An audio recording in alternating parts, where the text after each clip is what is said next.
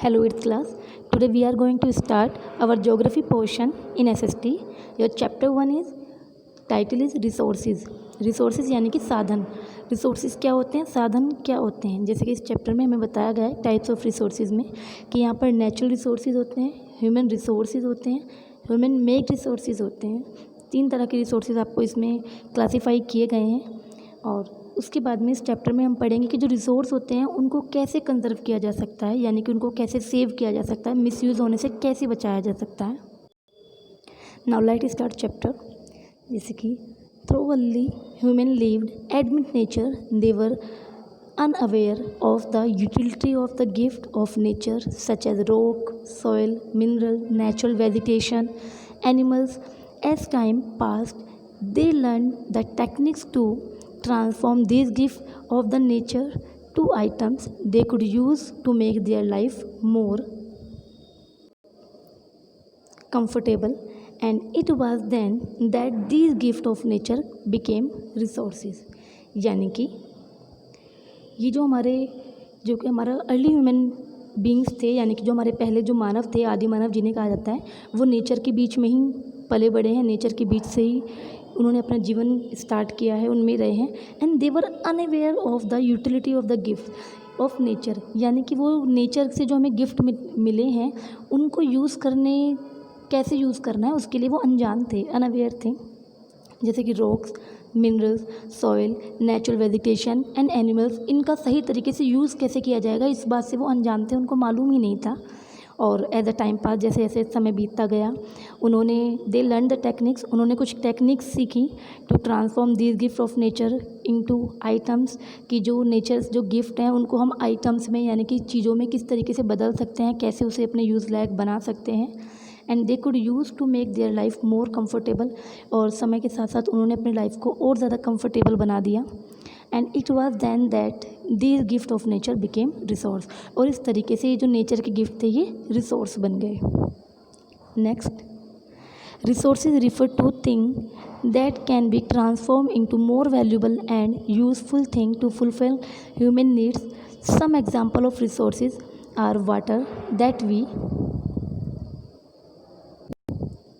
drink, fruits that we eat, rocks that we use to build houses and clay that we use to make pots. यानी कि resources वो होते हैं जो कि हमारी जो वैल्यूबल चीज़ें होती हैं नेचर, यानी कि ह्यूमन नीड्स को पूरा करने के लिए जो वैल्यूबल चीज़ें होती हैं वो हमें प्रोवाइड कराते हैं. यानी कि आप कह सकते हो कि जो रिसोर्सेज होते हैं वो चीज़ों को, नेचर थिंग्स हो या कोई भी वस्तु है चीज़ को, उसको हमारे लिए एक वैल्यूबल चीज़ में ट्रांसफ़र कर देती है, या फिर हम कह सकते हैं जो हमारी ह्यूमन नीड्स को पूरा कर सकते हैं उसमें ट्रांसफ़र हो जाती है. यानी कि रिसोर्स वो होते हैं जो हमारी नीड्स को पूरा करते हैं. जैसे कि एग्जाम्पल है इसमें रिसोर्स ऑफ वाटर, पानी वो जो हम लोग पीते हैं, फल जो कि हम खाते हैं, रॉक्स जो कि हम अपनी बिल्डिंग बनाने में या घर बनाने में यूज़ करते हैं, और क्ले जिससे कि हम मिट्टी, यानी जिससे कि हम मिट्टी के बर्तन, पोट्स वगैरह बनाते हैं. यानी कि रिसोर्सेज वो हैं जो कि हमें नेचुरली मिलते हैं. नेचुरल रिसोर्स की अगर बात करें तो जो हमें नेचुरली मिलते हैं और उनको जो है हम अपने यूज़ लायक बना लेते हैं और ह्यूमन नीड्स को जो है फुलफ़िल कर देते हैं. That are called resources. Types of resources, यानी कि रिसोर्स के कितने टाइप्स होते हैं. There are innumerable resources, they are divided into 3 broad categories for better understanding. बहुत अच्छे से समझने के लिए जो हमारे रिसोर्सेज, वैसे तो बहुत सारे होते हैं, और लेकिन हमने जो है इनको 3 कैटेगरी में डिवाइड किया गया है जिससे कि हम इन रिसोर्सेज को समझ सकते हैं. And these are natural resource, human resource and human made resource. ये 3 तरह के होते हैं, नेचुरल रिसोर्स, ह्यूमन रिसोर्स और human made resource. Natural resources क्या होते हैं?